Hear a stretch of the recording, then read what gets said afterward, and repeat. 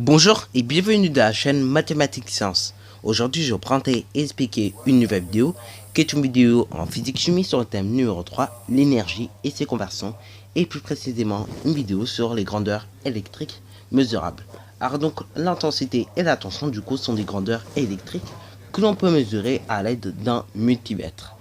Donc la grandeur qui est l'intensité pour du coup le multimètre et bah se note petit i. Et également donc la tension qui est une grandeur électrique qui se mesure avec le multimètre et bah se note petit u, ok, pour la tension. Donc l'unité pour exprimer une intensité est l'ampère, grand A, et l'unité pour exprimer une tension c'est le volt, grand V.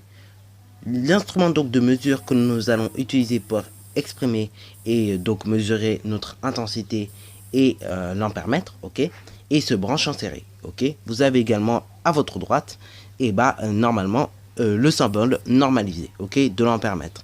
Donc c'est un cercle avec dans lequel dedans on va marquer A et donc sur les côtés on va prolonger pour les fils électriques, ok, donc les fils de connexion.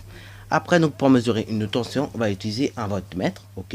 Et donc, son symbole normalisé, c'est un grand V entouré d'un cercle. Et donc, il y a sur les côtés des fils de connexion.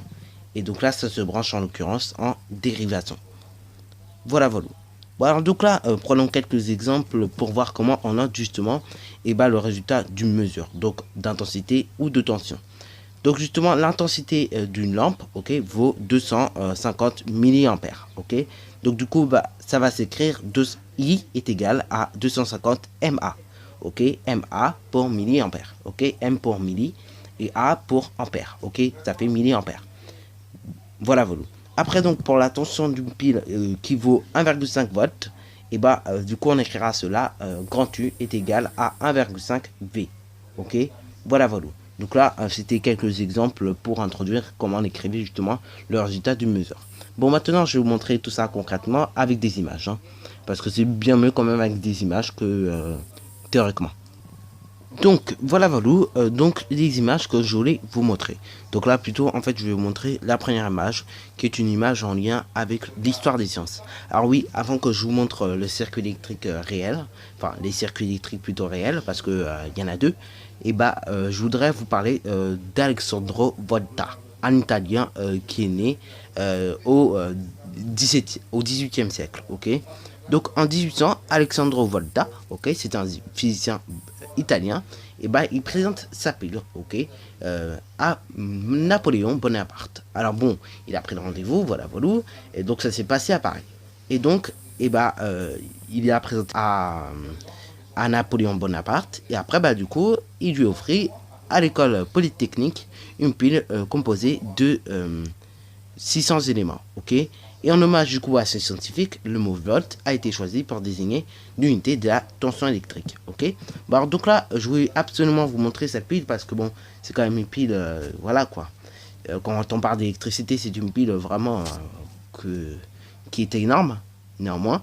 Et donc, c'est une pile, néanmoins, on s'en sert plus dans la vie de tous les jours, mais bon, c'est bien de la connaître quoi. Au moins, comme ça vous fait un peu plus de culture générale, ok.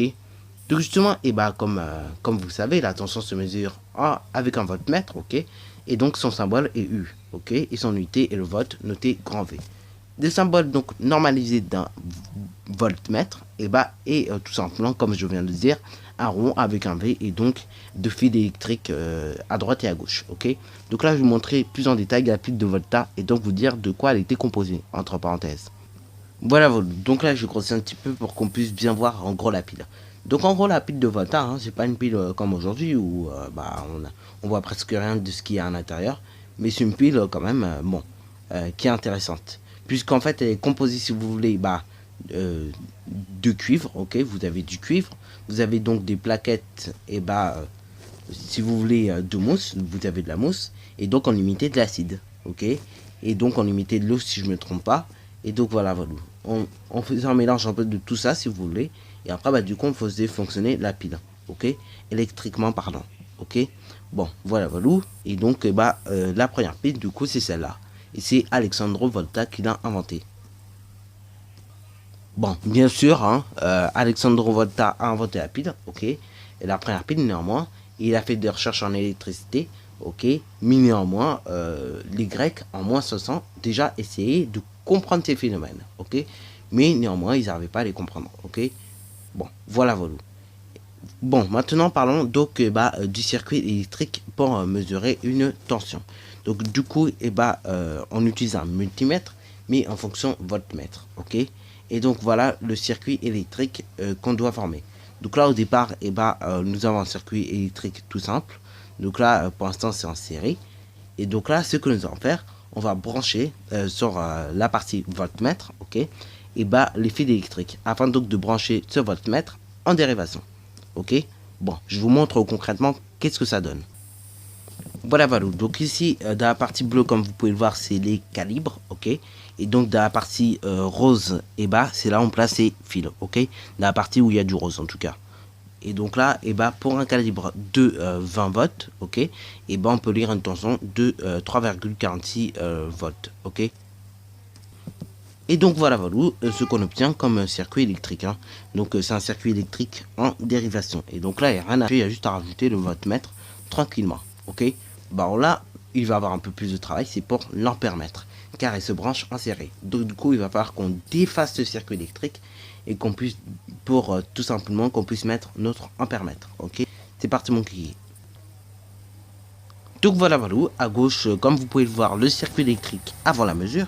Donc c'est un circuit simple, hein, pas très compliqué. Et là, comme vous pouvez le voir, on est obligé de tout défaire vraiment de notre circuit en série, afin donc de pouvoir tout simplement prendre notre intensité. Et donc voilà. Donc là, vous avez le circuit électrique après la mesure, ok, pendant la mesure, je veux dire. Et donc là, vous avez, on peut lire donc pour un calibre de 200 M, ok. Je pense que c'est 200 mètres plutôt, mais bon, je dis plutôt 200 M, ok. Et tout simplement 128,3 milliampères, ok. Voilà. Donc là, c'est pour la mesure d'une intensité, ok. Sur ce, c'est déjà la fin de cette vidéo.